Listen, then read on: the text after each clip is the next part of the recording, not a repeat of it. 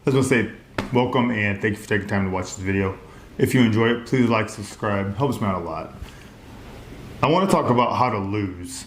And that's probably going to sound funny because we live in a culture where we always want to win. We always, there's a ton of videos on, and I've made videos on this too, where how to hit your goals in life. But life doesn't always offer us the chance to complete goals.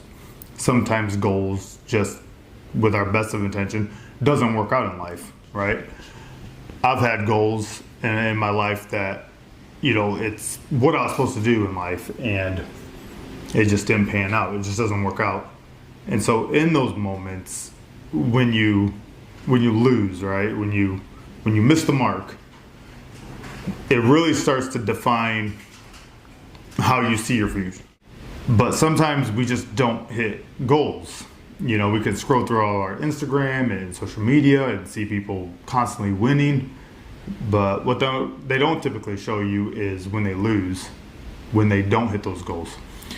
And it's easy. Life is easy when you're winning, right? When your goals are met, things are going our way. But you don't really grow as a person when you're winning, right? You don't learn about adversity. You don't learn how to pick yourself up. It's when you lose, when you're at the bottom of that valley, right? And the mountain peak is so high up, it just doesn't seem like you're ever going to get to that top, right?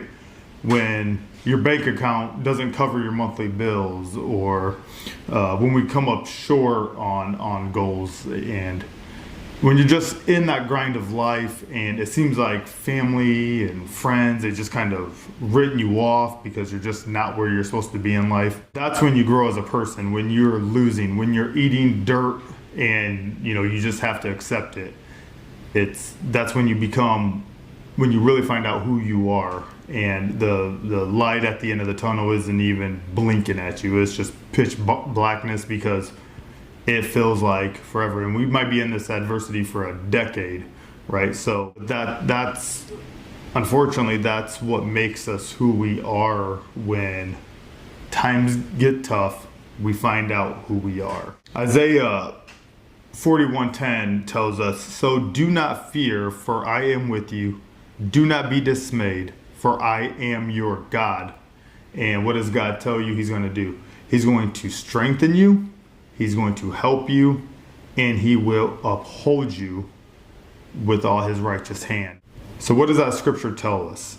Even when we feel alone, even when we're in the grind of life, even when we're eating dirt, God is with us. We are not alone. He's going to uphold us, right? In the times of our valley, in the times of our peak of our life, God is there. And what does uphold mean? It means He's going to sustain us. He's going to strengthen us, and He's going to support us. And I know in my own times of life, when I just didn't have it in me to talk to others about, things that I was going through mentally, God was there. And it's not that those other people weren't there for me. It's just that in my mind, I just didn't have the strength to talk to others. But God gave me the strength during my own times when I was in the grind of life, and it just wasn't, I was just losing constantly, it felt like. So also remember, we have a choice of how we approach our adversity. And this is something I also had to learn in life too, is that how I approach what life has given me at this moment, I have a choice. The first thing is bring God into the equation. God is always going to be there in the times of darkness, in the time of joy. God is there. He specifically created us for fellowship, to be there, to help us. He created us. So, always bring, all your adversity to God first. Second, reflect and get honest with your life. What are some changes I can make, right? So God can be there, but it's also up to us to make those changes that's needed. I'm not saying God can't just grant you, some blessing to pull all your adversity away, because God absolutely can. But I would say the majority of the time, we have to make choices. We have to make better choices that can help that process come along. So, second, reflect and be honest with your life, with your choices. I've been here too, where I had to stand back, look, and come to the realization that a lot of choices that I'm making is creating some of the issues that I'm finding in my life. Third, take responsibility for your future.